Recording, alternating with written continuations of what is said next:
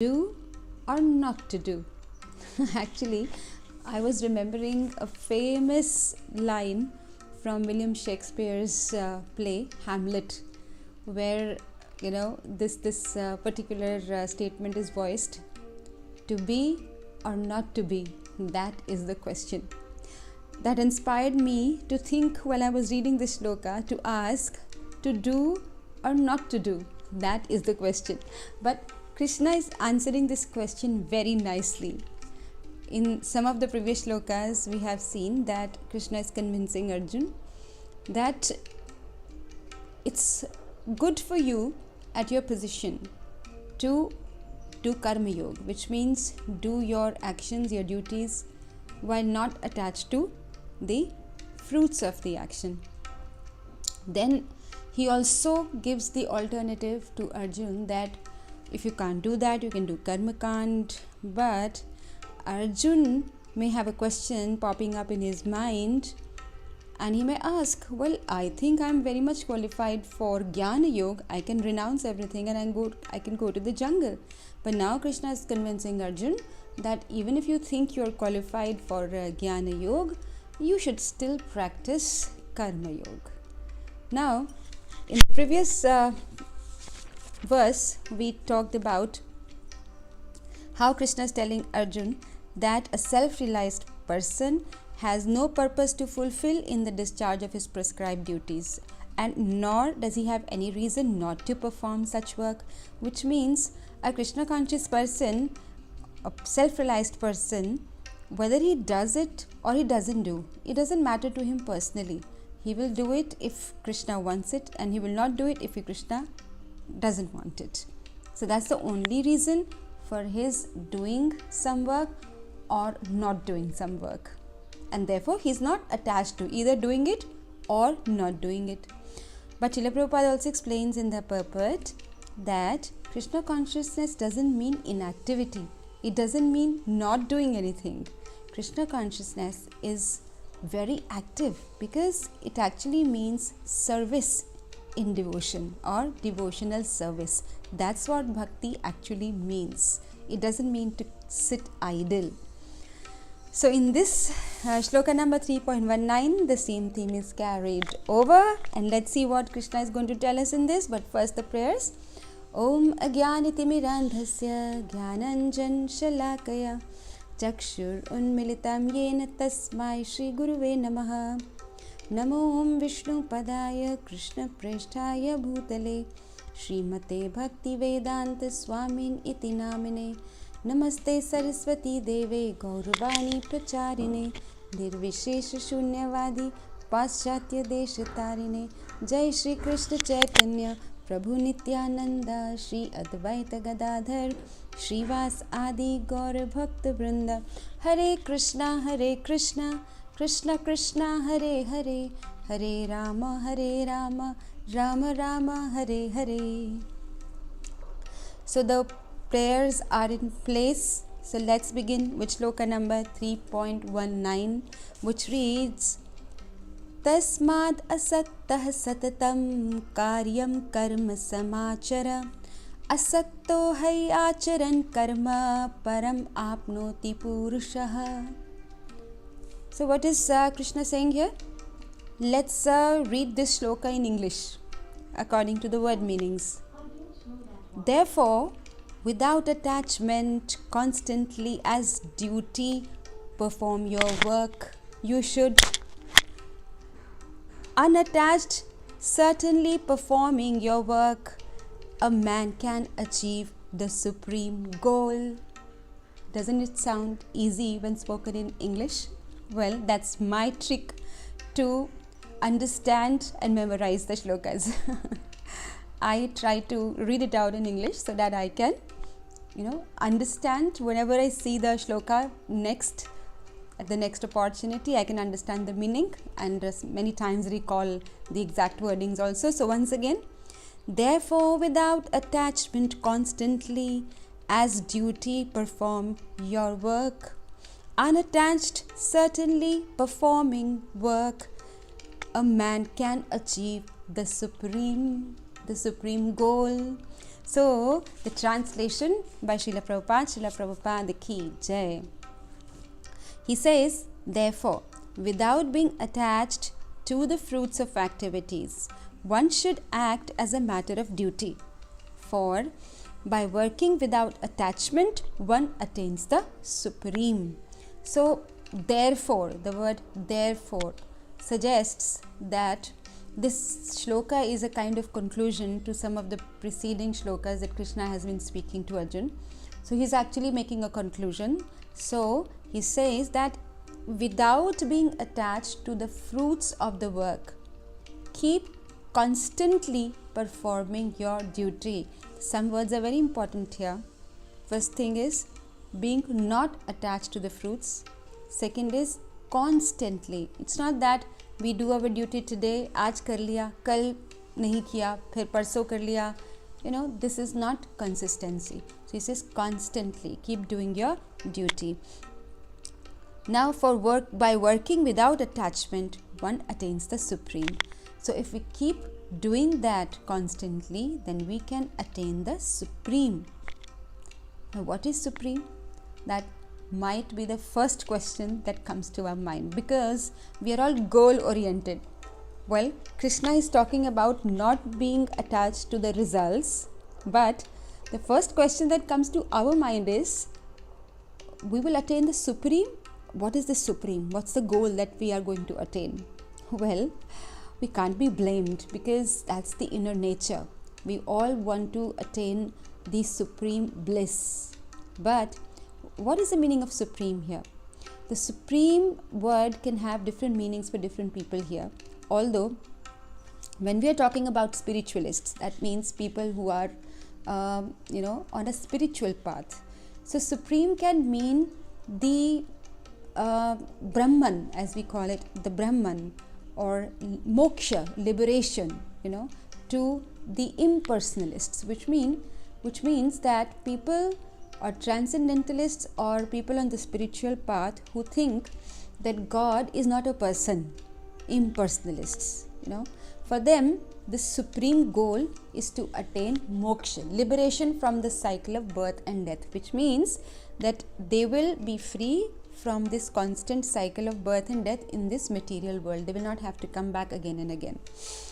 But for a devotee, for a bhakta who understands that God is a person, He is Krishna, He is a beautiful person, we can say man has been cast into the image of God, which means he has similar body form as us. I'm saying similar, not same, because his body is spiritual while ours is material. Our body is made up of bones, blood, and different kinds of biological stuff. But Krishna's body is not made up of all these things. His body is made up of Sat, Chit and Anand. But externally, if you see that he is a person who has a beautiful blackish color of the monsoon rain cloud, he holds a flute in his two hands, and in his Tribhanga Lalit form. Tribhanga Lalit means in his beautiful three-bended form. He plays the flute.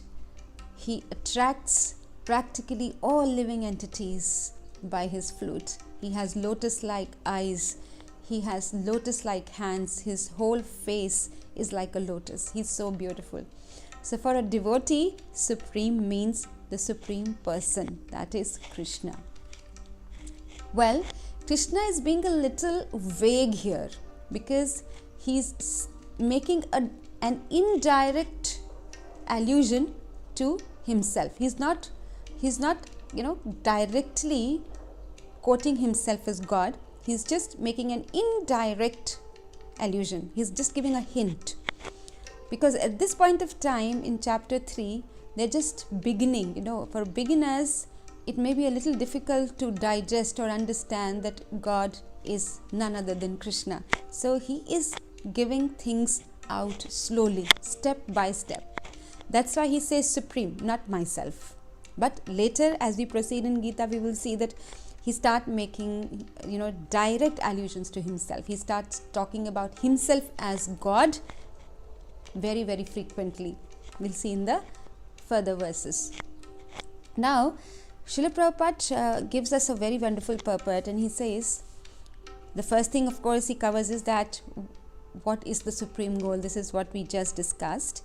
And one thing that he says is that in Krishna consciousness, if we act under proper guidance, that means proper guidance is a very important feature. If we are trying to learn anything, let alone spiritual things, spiritual चीज़ें छोड़ भी देते हैं, अगर हम material life में भी कुछ सीखना चाहते हैं, तो we need a guide, a good teacher.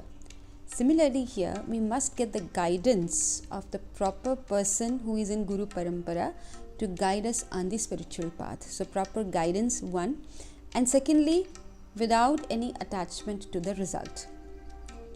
Now, this is why I titled this session as to do or not to do.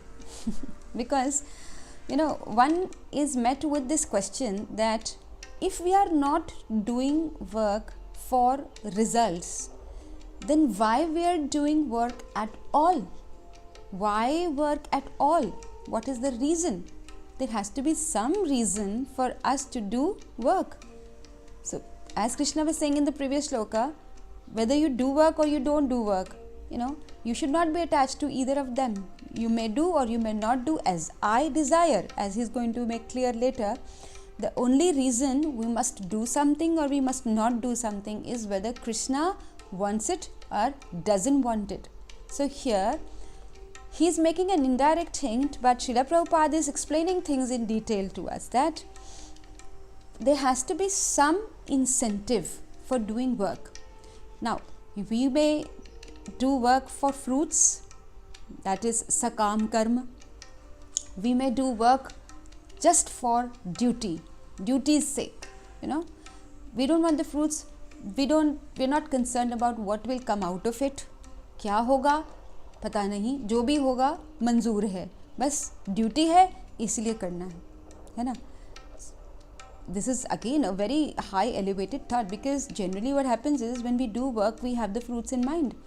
So much so, we are carrying out our daily routine, we are taking care of our health, we are taking care of our children. Now, what is the result that we have in mind? We think that if we take care of our children well, they will take care of us later when we are old. So there is some fruit in our mind, some phal that we want out of it. But there are some highly elevated souls who just do what they have to do. Because I have been given these children, it's my duty to bring them up. Whether they look after me or not in my old age is up to, my destiny, or, up to God. But the third thing is to do something if Krishna wants it. It means to do something out of not a sense of duty, but out of a sense of love for Krishna. So, which means that I will do this if Krishna wants it. I will not do it if Krishna doesn't want it. Now, this is the highest state of spiritual perfection. You see, to be able to reach this state is the perfection of life, as indeed is explained by Krishna in the Gita, because this is what is bhakti, So, when somebody is doing something for a sense of duty, out of a sense of duty, he may still be, kind of attached to whether this task is right or wrong, whether I will look good or not doing this, So people say, ऐसा करूँगा तो लोग मुझे अच्छा समझेंगे. Many times people say, कुछ अच्छा काम कर दे तो जाने के बाद दुनिया हमें याद करेगी, है ना? So they want to look good, to be a good man. So Srila Prabhupada here explains, to be a good man, or a non-violent man, or a very benevolent man. I want to be known as a Danveer, just like Karna wanted to be known as a Danveer. So these are all the personal attachments of people, which means this is my personal attachment. There's still an attachment. Okay, I don't want any fruits, but I want people to remember me. That's also indirectly a kind of a result only. So whether I look good doing something or I don't look good, it's possible that people may think of me as a bad person. but I will still do it if Krishna wants me to do it. I will just be an instrument in the hands of Krishna. If Krishna wants to write something, I will be his pencil. If Krishna wants to shoot arrows at somebody, I will be the bow and arrows in his hand. If Krishna wants to do this or that, I will be an instrument in his hands. This is the highest state of perfection. Now, I'll just talk about two stories here, One story recounts that of Yudhishthir during the Mahabharat war, because they were not able to kill Guru Drona. So they devised a plan that if we spread the rumor that Ashwathama has been killed, Guru Drona will be devastated. He will just, give up his weapons, and then we can kill him. Now, obviously, they couldn't spread the rumor without any basis. So there was an elephant by the name of Ashwathama. So they killed the elephant and spread the rumor that Ashwathama has been killed. Now, animal rights activists might be just, horning up at this. But you see, if somebody dies at the battlefield because of a good cause, that animal also gets much higher birth in the heavens. You see, the animal usually gets a human birth after this. So we must not think in very short-sighted way. The animal is killed, he had to give up his life. But let's think of it in terms of the soul's journey. The next journey of that soul is going to be a higher step in the ladder. That elephant is going to be a human, and then as a human he can perfect his life and get liberation or get devotion. So they killed Ashwathama and they spread the rumor. Now actually Krishna asked Yudhishthir to spread this rumor, because everybody knew that Yudhishthir is a Satyavadi, he never lies. So if Yudhishthir says that Ashwathama has been killed, then everybody will believe it.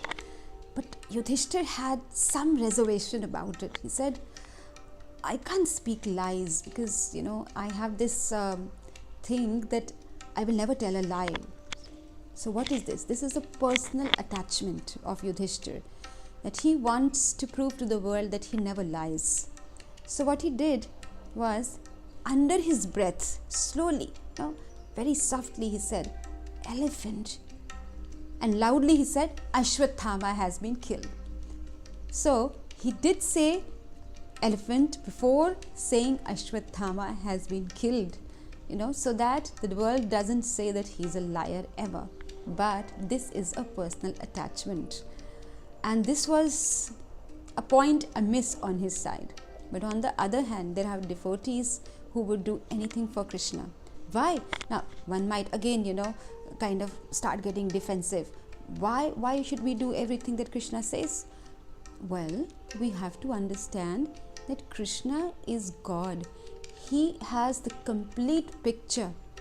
If he's asking us to do something which on moral or societal grounds seems a little amiss, doesn't mean that it actually is. Because in the long run, in the longer sight, that will turn out to be beneficial for everybody. So, Krishna knows just what to do at what moment, which we mortals cannot, because we have very limited vision. We have very limited understanding of events as such. So that faith is what is bhakti. You see, to be able to say that, okay Krishna, I surrender, I will do just as you say. It's just like Krishna asked Yudhishthir to speak this lie, sort of lie, half lie. But there were devotees whom Krishna asked to do something very, very, kind of something that would bring infamy, to that person. But the person still did. One example that I can remember is of Kekai Mata. Every one of us, each one of us would just, get, oh, Kekai. Why? Because she was the one who sent Ram to the forest for the exile, for Vanvas. she is the bad one in the picture. She is the vamp.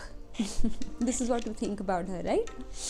But actually, if we go deeper into the study of Ramayana, we find out that Kekai was the mother who loved Ram the most. And that's why Ram went to Kekai and asked her to do this for him. Kekai did say, Ram, if I banish you to the forest, what will people say? Ram said, but you love me so much, na? You can do this for me? Can you take this infamy on yourself because of me? Because I need to go to the forest. If you don't send me, how will I go? How will I kill Ravan? And I need to do that urgently. So Kekai said, all right, Ram, if that is your wish, I will become a vamp in everybody's eyes, but I will do just as you say. You see, so that's the kind of surrender that Kekai had. You see, this is obviously a devotion of the extreme order, of a very high order, very, I would say, difficult. It does take practice. It does take, being in association of devotees to become a devotee yourself, but it can be done within this lifetime. Well, to go further, Srila Prabhupada says, that is perfect action of the highest degree recommended by Supreme Personality of Godhead, Sri Krishna, which means to act on the behalf of the Supreme, right? This is what we just discussed. So Srila Prabhupada is saying Vedic rituals like prescribed sacrifices, that means the yagyas, are actually performed for the purification of impious activities that were performed in the field of sense gratification. As we were discussing yagya, in this chapter, we saw that yagya is actually for what? For the purpose of yagya is to become pure again, because we have done so many papas earlier in our maybe this life, maybe in previous lives. To purify ourselves, we perform yagya. But action in Krishna consciousness, but if we are performing an action in devotion or devotion to Krishna, then that is transcendental to the reactions to good and evil, which means devotion or bhakti is beyond pap and punya, because when you are performing an action for Krishna or in behalf of Krishna, then there is no pap or punya because of it, then everything is taken up by Krishna, So the Krishna conscious person has no attachment for the result, but acts on behalf of Krishna alone. He engages in all kinds of activities, but is completely non-attached. Now you see, to understand this, that if you're not attached to the fruit, we have to be attached to something else. We all as souls are pleasure seeking individuals. We want to enjoy ourselves, right? If we don't want to enjoy the materialistic things, then we need to find something that we will enjoy greater, but which will not bind us to this material world. In the shloka number 2.59, Krishna says that to give up the lower taste, we must get a higher taste, So somebody who has not tasted gulab jamun or rasagulla ever may be, kind of satisfied eating some mundane thing, right? But if he gets a higher taste, a better tasting thing, we can give up a not so good tasting thing. Similarly, if we don't want to be attached to the fruits, we have to be attached to Krishna. Let's think about this. This is a very deep thought. It's not possible for us to be unattached. It's not possible for us to be idle. It's not possible for our senses to sit idle. We need to do something. We need to be attached to something, right? So if we want to give up attachment to material things, then we will have to be attached to Krishna. And how to get that? Well, we say that in every session. Just chant the Mahamantra, read the Bhagavad Gita, hear about Krishna, what kind of a person Krishna is. Oh, Krishna is so wonderful. He kills the demons but awards them liberation. Even the demons that he kills, he gives liberation to them. He gives moksha to the demons. He's so wonderful, When Putana came to kill him, well, she had poison smeared over her breast to kill Krishna. But obviously Krishna did kill him, but he made Putana his mother in the spiritual world. What compassion Krishna has for everyone. And Krishna is so beautiful. He wears a peacock feather on his head, and Krishna is a wonderful dancer. And when Krishna goes into the forests to graze his cows, then even the trees send their branches down to bow down to him, to do pranams to him, to touch him. The birds, the Yamuna, all just, they sit still when Krishna plays the flute. He's so charming, he's so enchanting. So when we hear about Krishna, we develop that love and attachment for him, and that is how we can give up attachment to the fruits. Well, so much for today, but lots of points to ponder. Do we want to do things for fruits? Not very desirable, because that's what leads to pap and punya. That's what leads us to, sometimes the hell, sometimes the heaven, but it's an ongoing cycle. Or should we do things for duty? Only for duty? Well, we can, not a bad thing, but not something that would give us bliss in the long run, not something that will continue to happen, because we will seek some kind of gratification sometime, right?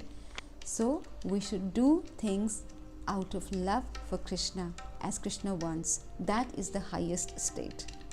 Now, after this, Arjun may ask, okay, so Krishna, you're saying doing things out of duty without being attached to fruits can be a good thing to do, but can you give me some example, somebody who has done it and still reached the supreme goal? Krishna is going to answer this in the next verse, that is 3.20. We'll see that in the next session. Thank you so much, but I do humbly request you, very humbly request you to chant the Hare Krishna Maha Mantra, because this is the prescribed mantra for the Kali Yuga. It is the fastest way back to Godhead. If we just sincerely speak this mantra, chant this mantra, and hear the words, that is our way back to spirit, back to Godhead, and that's our way to be spirit.